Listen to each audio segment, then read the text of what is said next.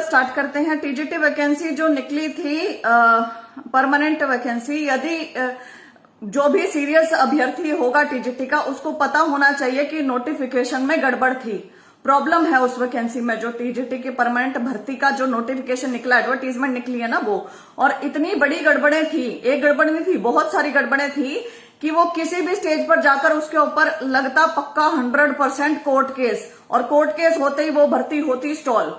तो जो भी लिंक ओपन करने के लिए बोल रहे हैं उन भाइयों को मैं कहना चाहूंगी कि आप क्यों बिना बात के फीस भरना चाहते हैं। पहले वैकेंसी ठीक से आनी चाहिए ना, एडवर्टीजमेंट में ठीक होना चाहिए। और एडवर्टीजमेंट में गलतियां बहुत भारी भारी थी। गलतियां जैसे कि बीएड वालों से टीचिंग एक्सपीरियंस भी मांगा हुआ है, लेकिन डीएड वालों से, जेबीटी वालों से कुछ नहीं मांग रखा।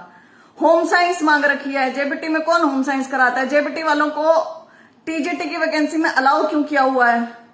बहुत सारे ऐसे प्रश्न बनते हैं। हायर क्वालिफिकेशन वाले से और भी हायर टीचिंग एक्सपीरियंसेस मांग रखे हैं, लेकिन लोअर क्वालिफिकेशन वाले से कुछ नहीं मांग रखा।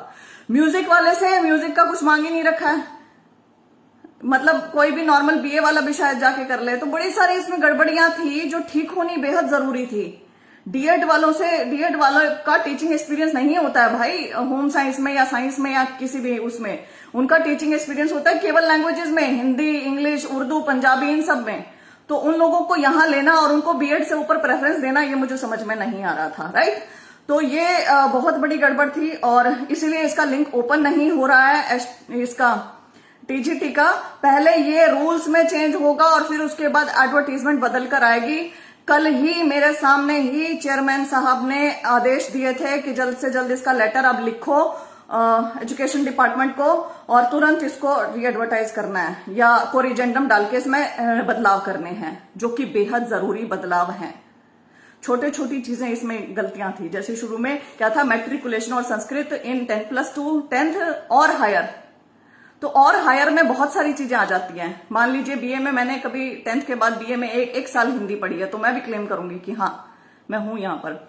और भी चीजें थी, जैसे एक और क्लॉज था कि यदि किसी की कैटेगरी में वो गलत कैटेगरी भर देते हैं और गलत कैटेगरी भर दी और बाद में आके कैटेगरी क्लेम करते हैं, तो उन्हें जनरल में कंसीडर किया जाएगा।